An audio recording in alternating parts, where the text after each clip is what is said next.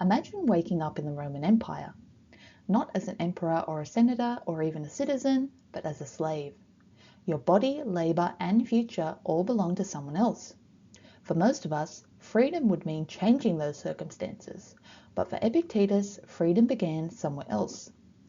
Born into slavery in the 1st century AD, Epictetus would become one of the ancient world's most influential philosophers.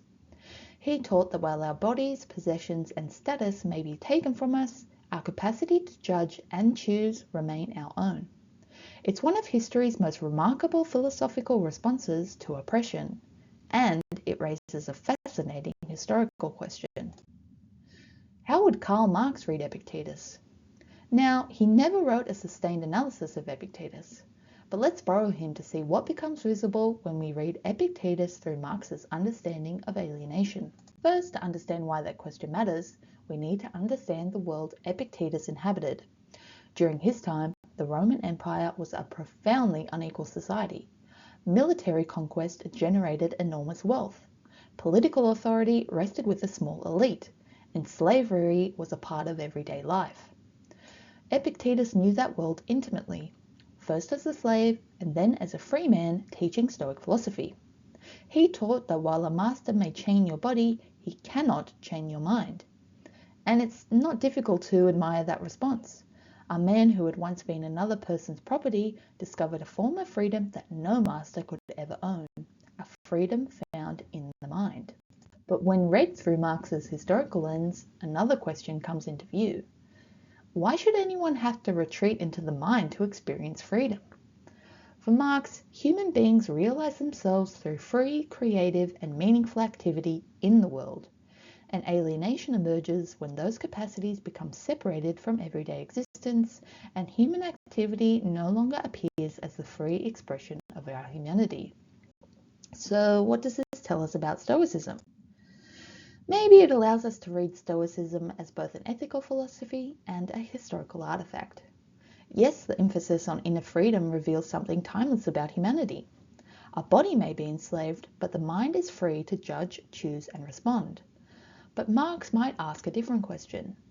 What kind of society makes inner freedom, rather than outward expression, the most secure place to locate human dignity? For Epictetus, life was shaped by the historical conditions of the Roman Empire, where legal status, political power, and economic position profoundly influenced the possibilities of a person's life. Stoicism, therefore, emerges as a response to a world in which power and choice often lay beyond individual control. And this was not limited to just the enslaved. The Emperor Marcus Aurelius and the statesman Seneca also turned to Stoicism as a way of navigating uncertainty, despite occupying vastly different positions within Roman society. In both worlds, Stoicism offers a way of preserving human dignity when important aspects of life seem beyond individual control. Read through Marx, the refuge of the mind reflects the realities of the world outside it. Marx would recognize a different form of uncertainty in his own time. During the 19th century, industrial workers were no longer enslaved in the Roman sense, but many were economically dependent upon selling their labor to survive. Alienation no longer rested upon legal bondage, but upon economic relations that separated workers from the full expression of their humanity. Although the historical conditions had changed, the underlying problem remained familiar. Periods of profound social and economic uncertainty have a way of making certain philosophies especially attractive. Just as Stoicism offered Romans a way of navigating an unstable empire, Marx argued that the anxieties of industrial capitalism were rooted not simply in individual psychology, but in the organization of society itself. So what about today?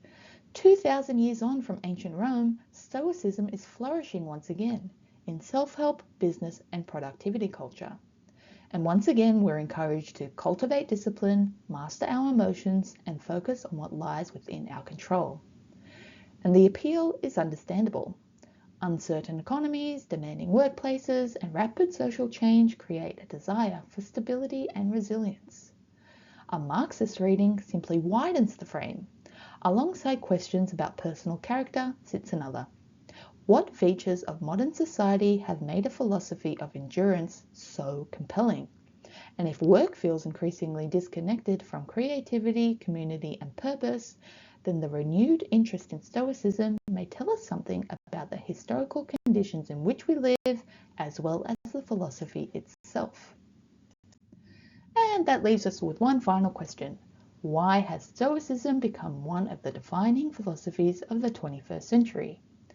While Marx encourages us to look towards history, labour, and alienation, another philosopher takes the conversation in a different direction. Rather than asking how history shapes ideas, next time we'll ask how ideas shape people. See you then.